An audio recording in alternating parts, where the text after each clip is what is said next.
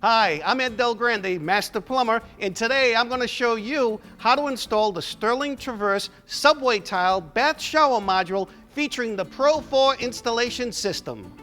Before you begin, make sure you follow all your local codes. Also, refer to the installation instructions that come with the product and have your rough plumbing installed.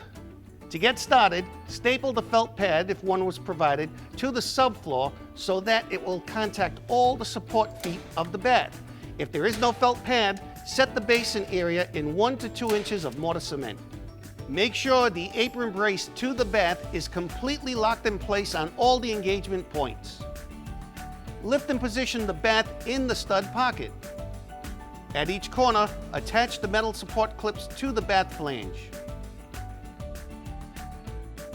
Use the level to make sure the unit is level and shim is needed. Once the unit is leveled, secure the metal support clips to the studs.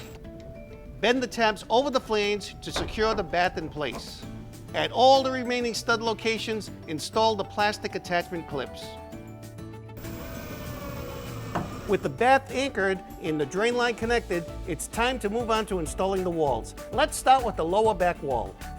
Insert the tabs on the lower back wall into the slots on the bath.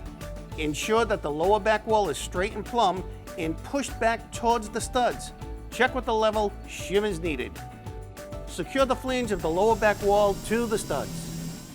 Now that the lower wall is installed, it's time to install the upper wall. But first, let me point out a great feature.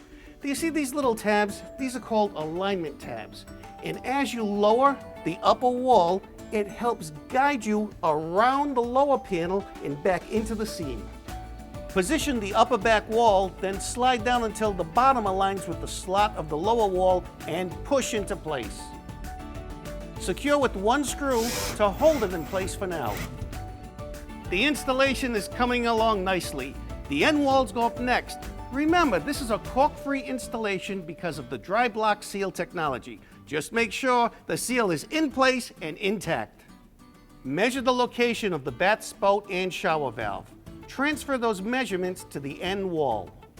Use tape to protect the wall from scratches, and it also makes it easier to mock the wall. Now drill the holes to the correct size. Clean up any debris from the bath ledge and wall. Angle the end wall into the slots on the back wall, then push the end wall forward and down to engage the slots. Confirm the front edge is flush with the bath apron. Make sure the gap between the bath and the walls does not exceed the thickness of a credit card. When checking, avoid the dry block seal area. Now, install the other end wall the same way. All right, we're in the home stretch. All that's left to do is to secure the walls to the studs. Remove the temporary screw and check that the walls still fit flush to the bath. Shim is needed.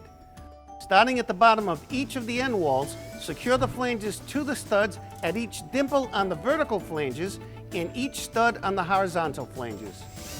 Clean up all the debris, and then above the surround, install water-resistant wallboard, and you can paint it, tile it, whatever you'd like. Finish up the plumbing and trim, and don't forget to apply 100% silicone sealant around the entire surround. Now the installation of the Sterling Traverse subway tile bath shower is complete. The Pro4 Installation System made this unit easy to install, and the subway tile aesthetic creates a look of timeless beauty.